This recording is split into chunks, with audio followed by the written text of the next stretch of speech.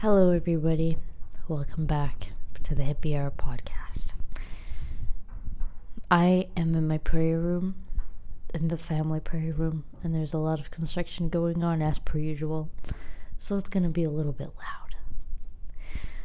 loud. Before I start this video,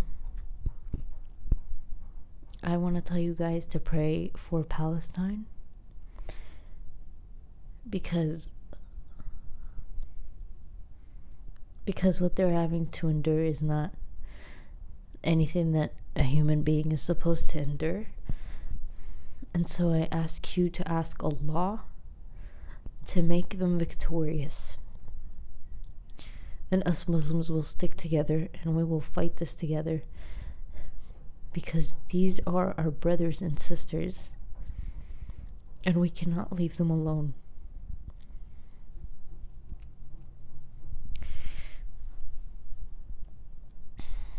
Anyway, I wanted to make this video about Palestine, but I did not do enough research, or I do not know much to be able to speak about it for 40 minutes, but inshallah bi'idhnillah, I will get to it one day.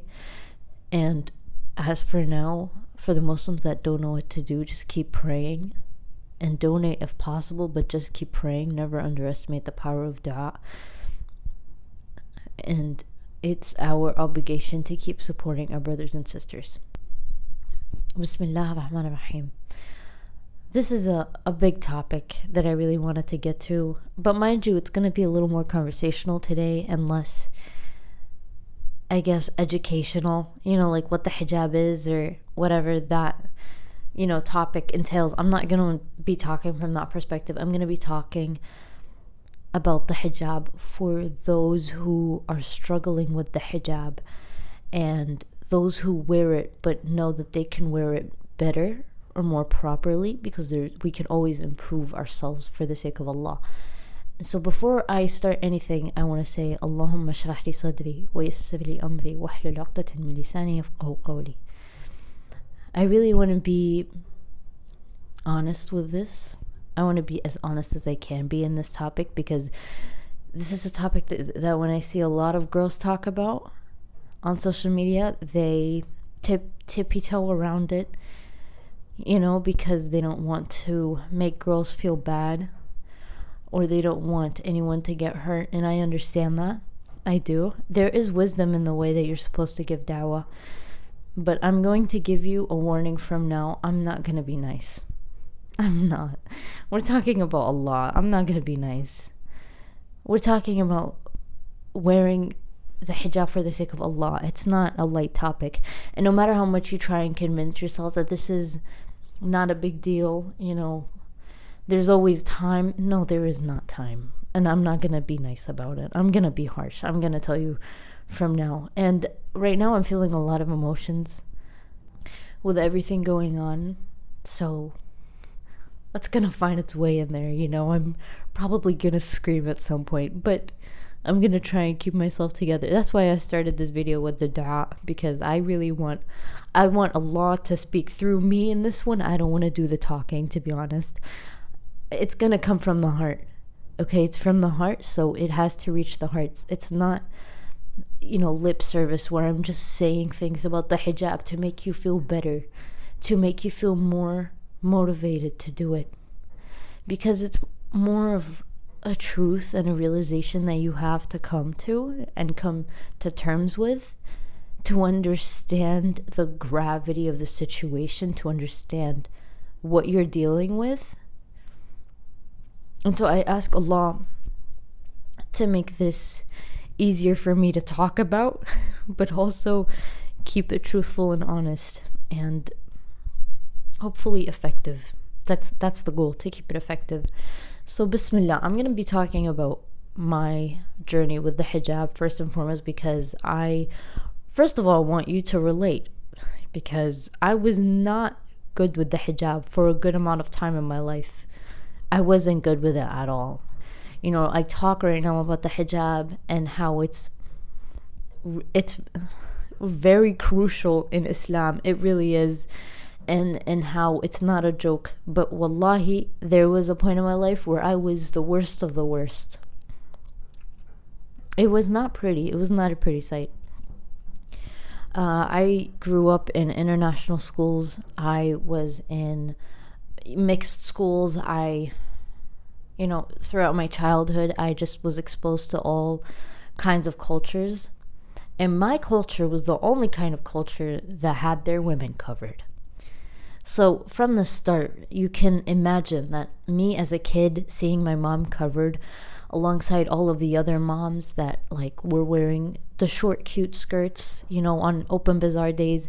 They'd bring their cute cultural foods and they dress like so colorful and whatever it is. And then there's my mom in the hijab in the corner of the bazaar with her waraq anab, her grape leaves. And I love my mom so much. And so ever since I just got a bad taste in my mouth about the hijab, I just thought like this is literally keeping me and us from being able to connect with people. Like this is really, it's more a hassle than anything. So growing up, I was nearing puberty closer and closer, and one day I hit puberty and my mom told me, okay, Farah, now you have to wear the hijab. And I was still abroad at that time. We were still abroad. I was still in international school. And so I was like, no, I'm not. Like, are you joking? I'm not going to do that. Ew. Astaghfirullah. But no, I was dead ass like that. So I wore it late, like 2 years late. But that's because there's no justification for it. I'm not going to like give you a justification. There was no justification. But we were in a society that just did not like the hijab, that almost hated the hijab, that found it to be, like a bad thing, an oppressive thing, a thing to be like annoyed by to that degree. And so I didn't wear it for 2 years. And then we came to a Muslim society, and that's when I felt comfortable wearing it. And so I stayed on that for about 3 years, wearing the hijab in the proper way. And this was all in my childhood, by the way, so like this was a while back. And then we moved again, and this time we moved to like a region that's between Asia and Europe. And so I was still gonna wear the hijab. I told my mom, don't worry, I'm gonna wear the hijab. And she didn't even say anything. She was like, okay, that's a given, you're gonna wear the hijab, I know that. I'm like, yeah, don't worry, I'm not gonna take it off, okay? Don't worry. That was foreshadowing for my future because, well, she was gonna worry because later on I do take it off. But I'm still getting to that. So getting to this new school, this new mixed school all over again, being exposed to all of this like amazing way of life, of freedom and coolness and being like other people. Gosh, it's so fun, and it's totally not toxic and actually sad. So I went into it thinking, I'm gonna be a cool girl in my hijab. I'm gonna wear all of these different clothes and have these different styles, and I'm gonna be so cool. They're gonna want to be my friend. See how my mind was working at that time? That's how my mind was functioning. And so I bought all of these new clothes. I literally bought a new wardrobe because I wanted my hijab to look cool. I went on Pinterest. I made like 1,000 those boards, the dashboards. It's not a dashboard. God, what is it?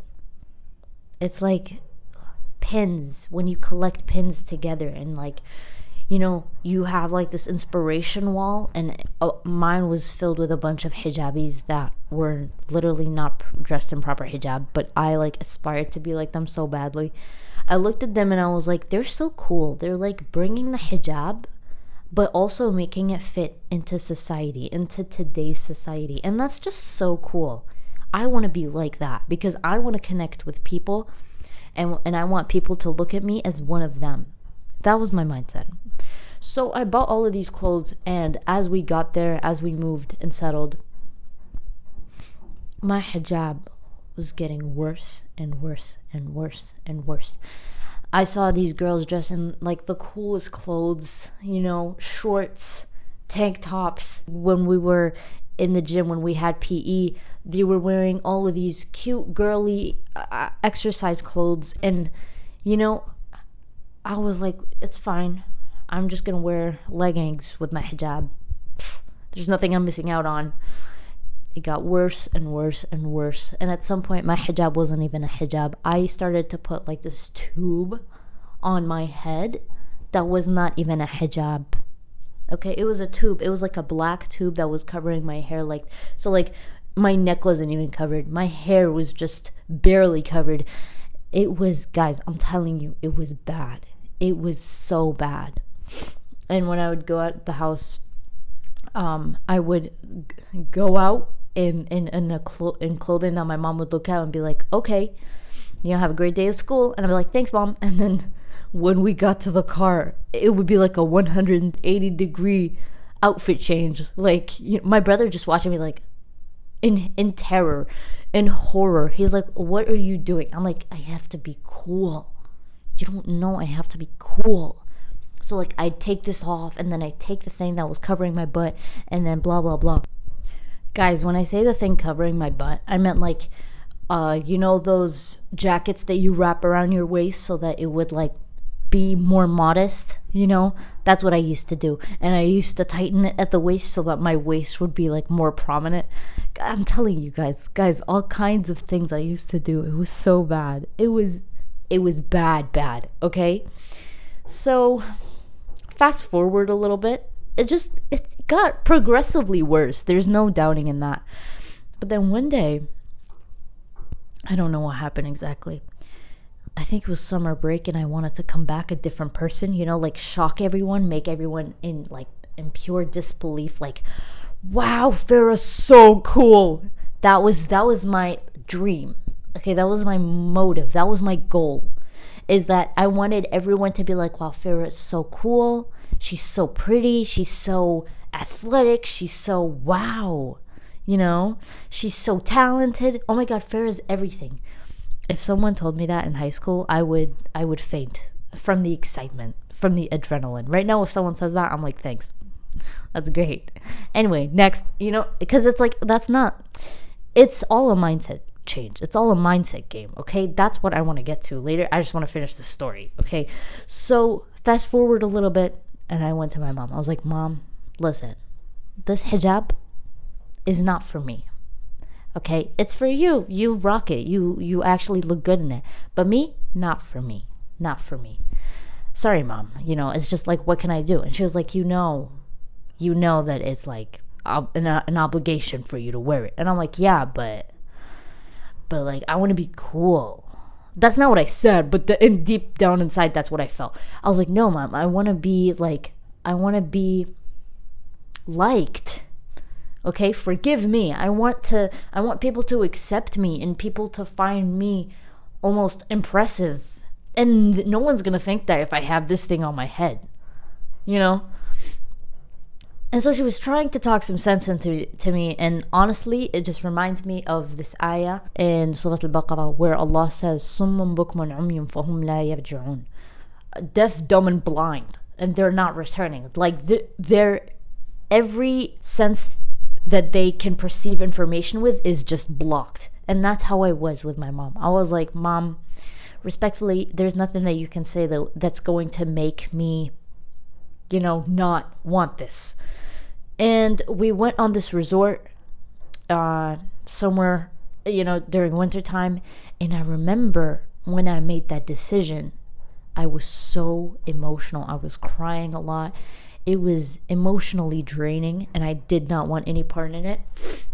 And on top of that, the guilt that came with it, because I knew the significance of the hijab. I just didn't want to have any relation with it. I just didn't care for it anymore. I just didn't want any part in it. Like, I'll take part in this other stuff, like salah, reading the Quran, fasting. I'll take part in that stuff. But the hijab, like, come on, like, I can't do everything. I'm not Superwoman. I remember during this resort, there was this fireplace. And I looked at the fireplace and how blazing it was. And I was like, Allah's just gonna, like, burn us because we're not wearing the hijab. That was my mindset at that time. That's the way, when I looked at the fire, that's what I was thinking. I'm being really blunt here. I was like, Allah just wants me to burn for wanting to live a normal life. That was my thinking. And so I took it off. And guys, when I tell you the reaction that people had in my school was so anticlimactic, it was not like anything I imagined. I imagined people to be like, wow, Farah, you look beautiful. Everyone was like, you took your hijab off? Okay, cool. That's it. I was expecting like this whole like parade. Don't ask me why. Mindset. I was expecting everyone to bow down to me. Like, oh my God, Farah, you look amazing.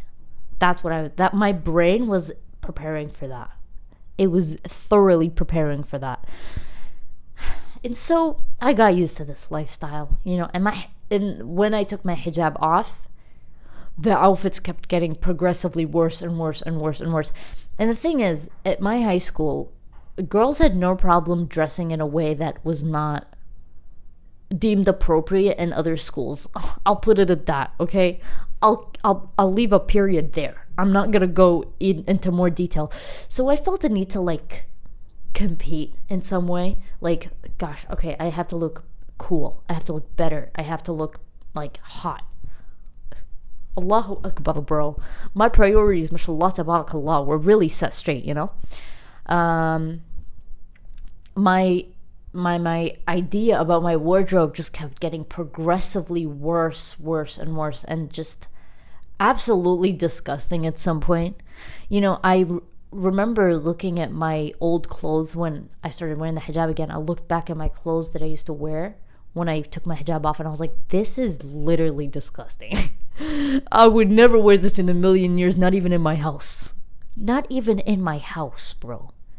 Okay, and I had all of these clothes in my wardrobe, and I kept rotating around the same clothes when I took my hijab off because I didn't have that many clothes, because I wasn't used to non-hijabi clothes. Mind you, when I took my hijab off, it's not just like, this thing off my head that came off, which wasn't even the hijab to begin with. Everything just kept getting so much worse than before. So much worse. And then I remembered back to like when I told my mom, don't worry, I'm gonna wear the hijab when we move there. Don't you worry about a thing, okay? I got you covered. I got us both covered. Man, was I lying. And I knew deep down, okay? So I kept on this for about not even a full year, thankfully. Allah saved me, for real. It was like 8 to 10 months about. And so then COVID hit. 2020. COVID hit, and then we were all forced to go back home and stay there for a good chunk of time. You guys remember. You guys were there, hopefully. Actually, not really, hopefully. And so we stayed at our houses, and I had all of these outfits prepared actually the day before. Guys, the day before we were on lockdown, I prepared this outfit. That was gonna start to show a new patch of skin that I never exposed before, okay? I never, thankfully, went above my knees, but I was about to expose like my shins and stuff like that. And that's next level. To me, as an Arab, that's next level. So I was like preparing this outfit, and I remember deep down in my heart, I was like, God, like this is low-key making me uncomfortable, but I feel like I'm gonna look so good in it to the point where I just don't care what anyone else thinks. Like I don't want to listen to myself right now. I know I look good in this, so I'm gonna wear it. And by the way, at that time I was following these people on Instagram that were like, love yourself and don't be uncomfortable and love your body and show your body and blah blah blah. That was basically the gist of my feed. So I was like, yeah, I should do that. Why am I ashamed of my body? Why am I covering it up like that? Like, I know I have a good body. I should just show it, right? And so I prepared this outfit, and it was, now that I look back, it was a very mediocre outfit. it was a very, like, if I saw someone walking in the streets in that outfit, I'd be like, okay. Okay. Let's just move on to our next destination. So then lockdown came about and we were all locked in our houses, and I went through some kind of depression. I didn't go into one, but I was just depressed, because I think there's a difference. So I was depressed because I had all of these outfits planned. And I didn't get to wear them, and I was not going to be able to show them at any point. And then I remember being alone a lot. And at that time, what was the most difficult thing was going to sleep. Going to sleep was like the hardest thing. Because every fiber of my being knew that what I was doing was wrong. And I'm low-key tearing up about this because I feel like I'm being brought back to my past. Like it's a PTSD moment, you know? But I remember, like, I would have nightmares. And I would be so anxious all the time. And I would overthink a lot. And I would always listen to what people had to say about me and take it like it was the truth. And feel the need inside myself to change myself for them, to please them, to make them more comfortable. In turn, making myself more uncomfortable.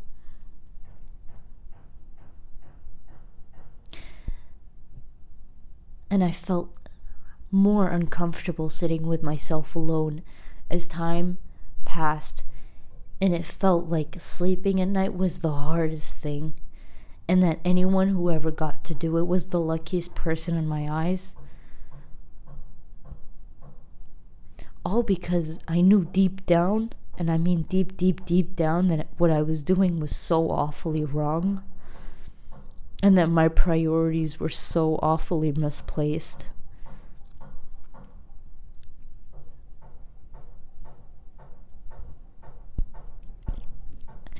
And so, going through that time, I was crying every night before going to sleep. I couldn't even go to sleep because of the tears that were dripping down my eyes. And when you cry a lot, your nose starts to block, like you can no longer breathe properly. And so I was suffering silently. And then Ramadan came. Ramadan came during lockdown. And I remember feeling like this was the thing I needed most in my life. In the beginning, I had this idea of fasting and everything like that. But when we entered Ramadan, I felt like something in the air changed. And changed dramatically. I remember going on YouTube and searching like Islamic videos.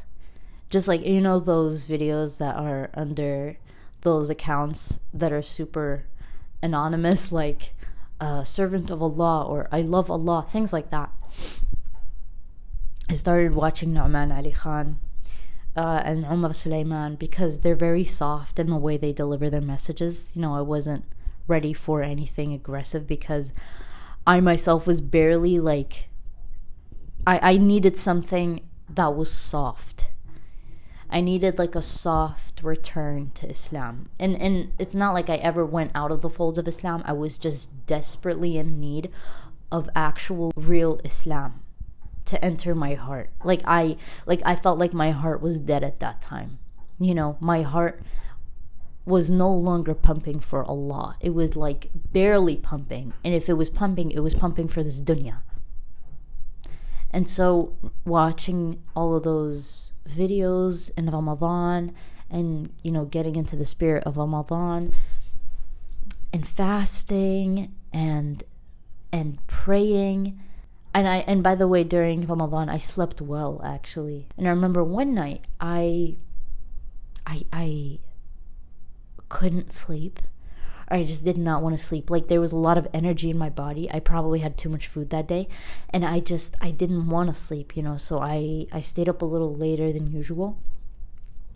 And I remember this idea coming to my head, like, let's try on a hijab. It was so random and it came out of nowhere, but it was like, let's just try on the hijab. It was an idea that came. It was so soft. This idea, this whisper in my heart, it was so soft. It was so subtle. It was so quiet. But it was like, let's try on the hijab. So at first I was like, should I really? Like, am I actually good enough for that? I don't, after everything that I wore and everything that I did, am I up to wearing the hijab? I don't want to disrespect the hijab like that. I don't want to disrespect Allah like that. That was shaitan. Low-key, that was shaitan. Or like the small devils, like shayateen. And so this little whisper overpowered, and it was victorious. I picked up one of the hijabs that I kept really deep inside my closet. When I went through my non-hijab phase, I put all of my hijabs in like this invisible corner in my closet that I couldn't see. And so I couldn't see it every day because I didn't want that like psychological torture just like nagging me in the face, So I picked one up. I picked my favorite color, which was blue. It was one of my favorite scarves. And then I put it on and I looked at myself in front of the mirror.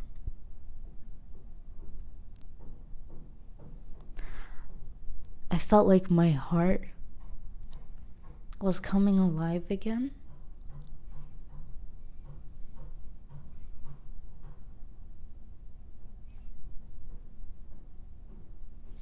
I felt like when I put it on,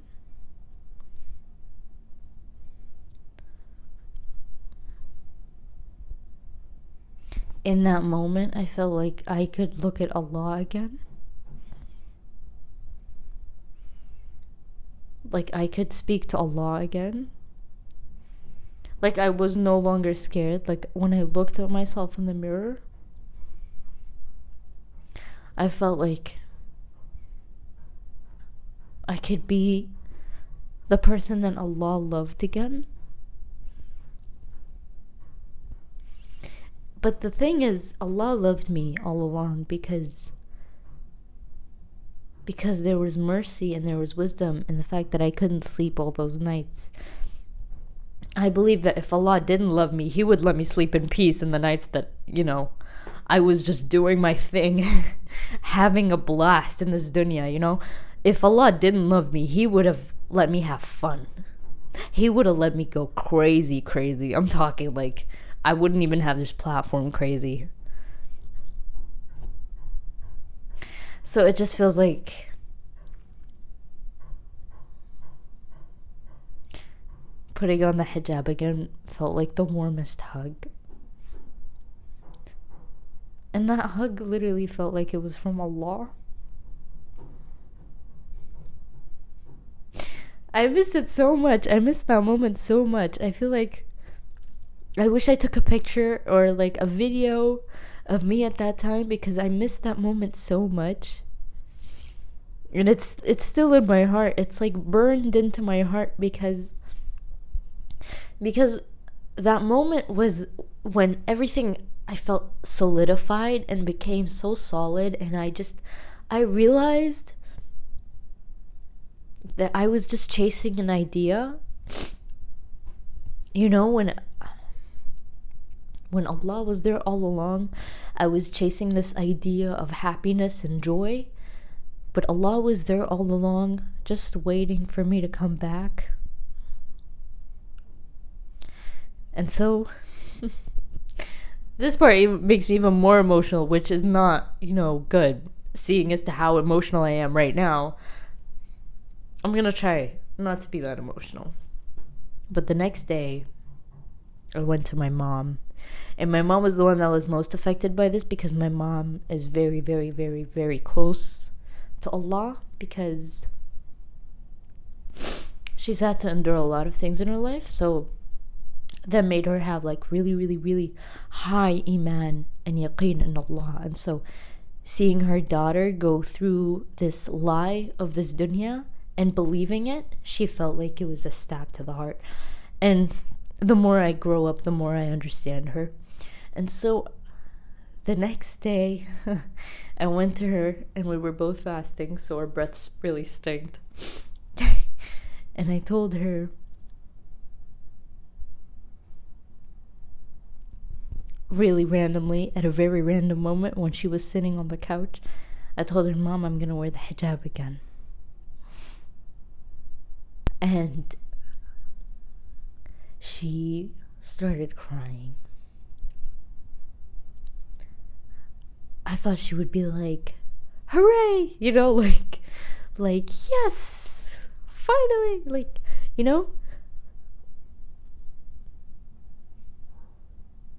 But I'll never forget the way she looked when she started to tear up. It was like, it kind of looks like me right now, actually. Because we kind of look alike, She started to look like her heart was being filled.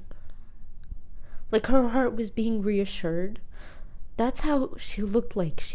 Her eyes softened like mine do. She looked so happy.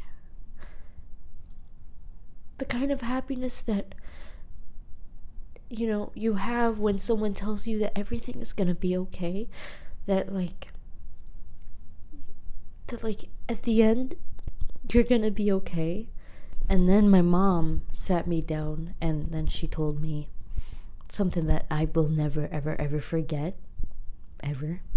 And actually, I'm living it right now.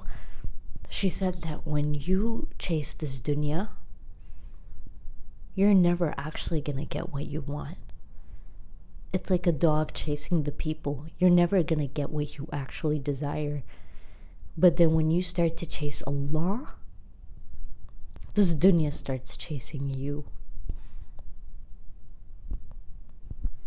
Look where I am. Look where I'm at. I never had any of this to begin with. All of these people around the world that I don't even know started literally following me. I literally, And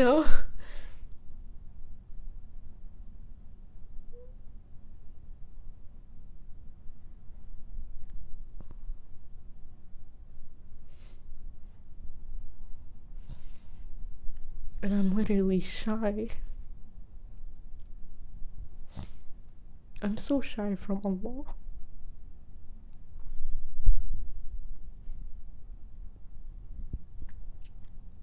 Because I feel like I don't deserve any of this. And to be honest, I don't. I don't think anyone deserves anything. Because it's Allah.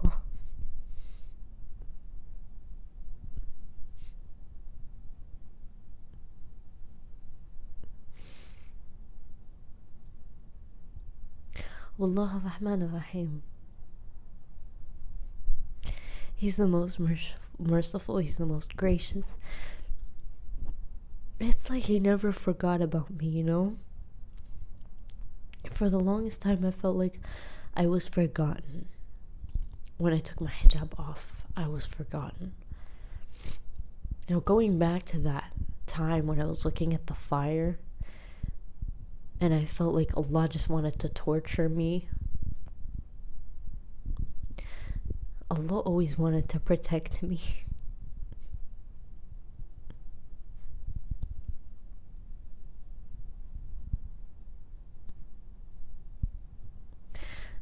And I'm not worthy of it.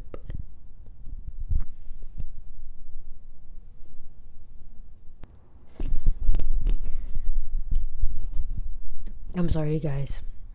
This is a really heavy topic for me. And right now, where I am in life, the hijab is not even something that I think about. It's second nature. And it's only by Allah that that's the case. When I put it on, I just pray to Allah to make it better and better and better. And I started off weak. My hijab wasn't good from the start when I came back. But I just prayed to Allah to get better and better and better. Because what am I doing this for? I'm doing this for Allah. So who's going to make this easier and just better to go through? Allah. Who else is going to make it easier to go through? Allah says, لَإِن شَكَرْتُمْ لَأَزِيدَنَّكُمْ. And something that I never ever gave up was just saying thank you to Allah. Always, always, always. I just wanted Allah to know how thankful I was. Because He keeps giving me, and so I keep thanking Him, and then He keeps giving me again.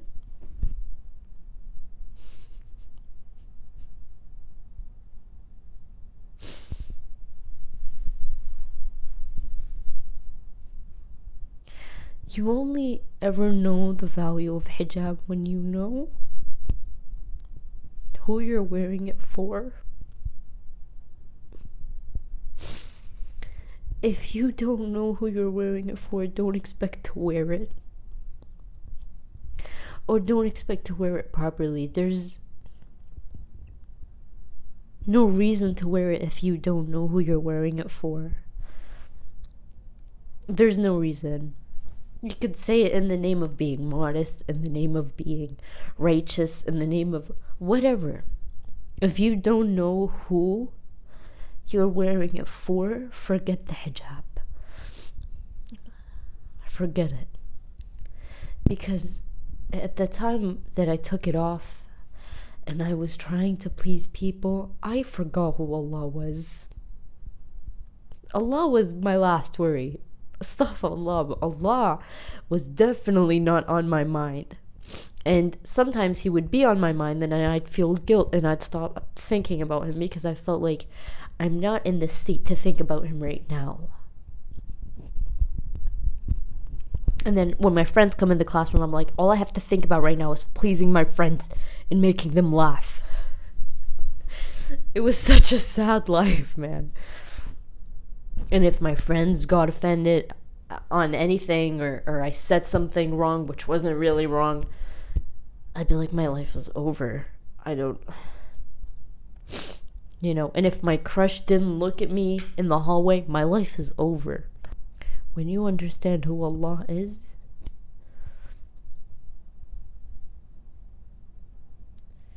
it's like you feel the need to wear the hijab. You feel the need. You feel like you can't live life without wearing the hijab. That's not a life to live. A life without hijab is not a life to live. Because you're going to be resurrected. One day you're going to be standing in front of Allah. And you know that. And you know that you're going to be standing in front of Allah. Allah.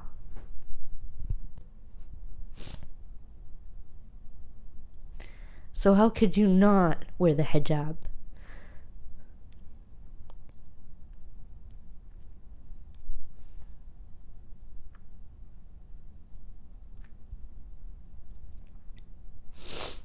There's a lot I wanted to say about the hijab, to be quite honest. And it was none of what I just said. Everything that I just said was not in the Word document that I made for this video. And honestly, I didn't even get my computer in this room because I just wanted to talk from my heart. And especially what went on with Palestine, I just felt really emotional, and I just felt like I wanted an outlet to just talk about Allah,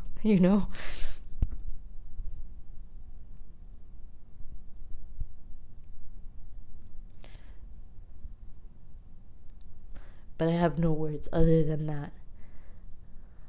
Allahu Akbar. Allah is greater than anything that you're doing and anything that you're partaking in or wearing or building or creating. Allah is greater. So how could you not live your life for Allah? Because Allah is greater than anything and everything in existence.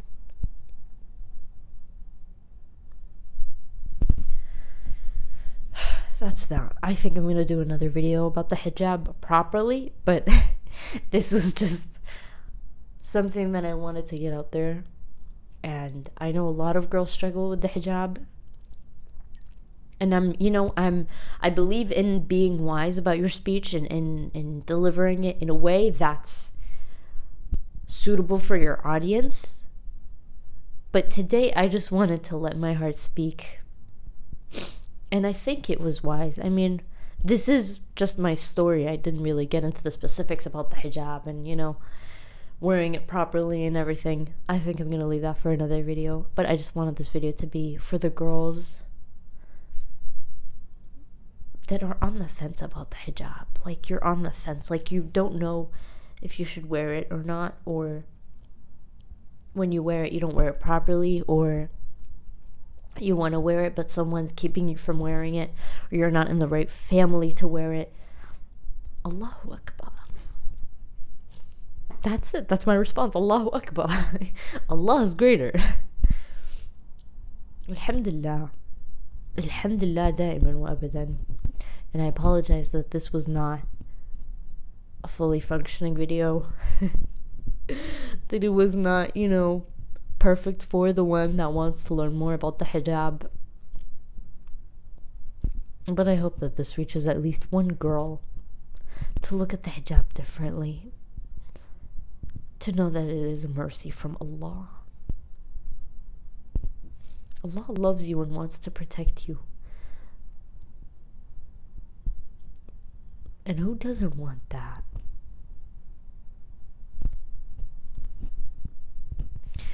Guys, I have to go. I have sinus issues, apparently. And I have to drink my water. You guys drink your water too. Have a good day, and I'll see you in the next episode. Bye-bye.